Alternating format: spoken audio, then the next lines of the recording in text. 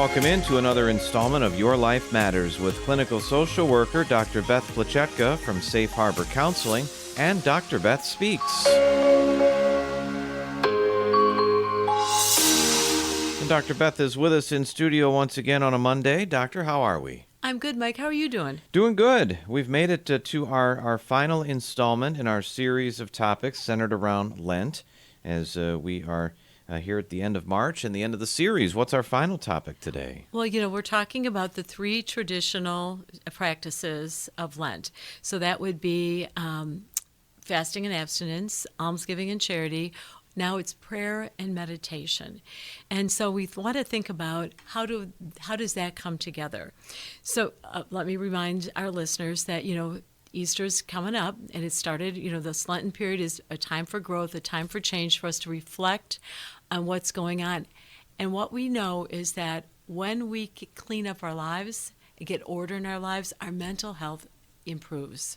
We have more control over things. We can interact more freely.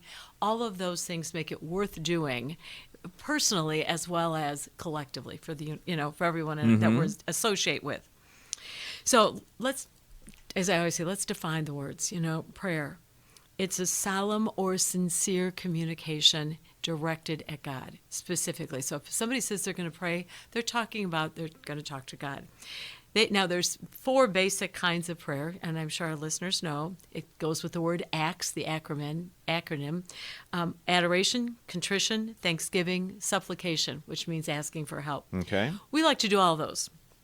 So one is prayer, and the other is meditation, which is similar but different, because meditation means to take a topic and allow your mind to focus on it and let associations come together to understand more deeply or lead you into another question that will allow you to investigate and get more information. Often we do it in silence because there's way too many distractions in the world.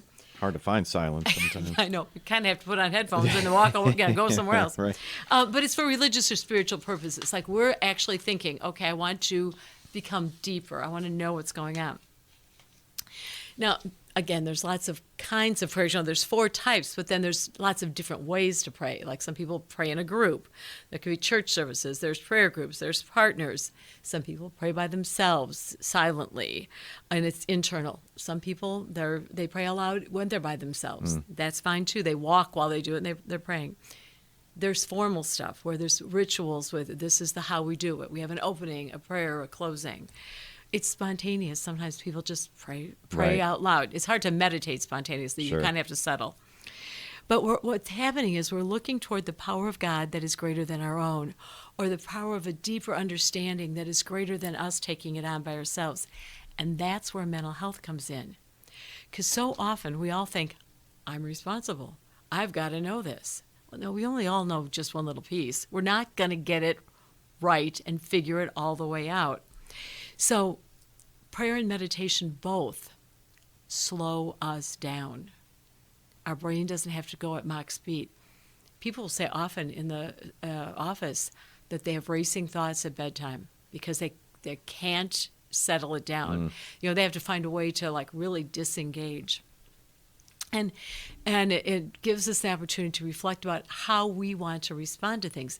We've noticed that each of these practices have talked about slowing down and being able to choose what's the best way to respond, which makes me think of that when I was teaching 8th grade and they would do something funny and I'd be looking at them, they go, that look gives me the creeps. And I'd say, I'm just trying to figure out what to say.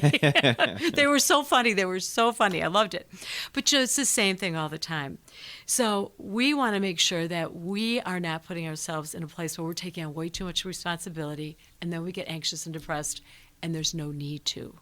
Because our lives matter and we have to do a good job with them. Yeah. Slowing down, focusing, restarting. That's been one of the themes of these shows as well, and we hope you've enjoyed them. We hope that you can go to safeharboril.com, get more resources, listen to these past shows if you missed any of them or want to hear them again. Plenty of resources to further research these topics as well.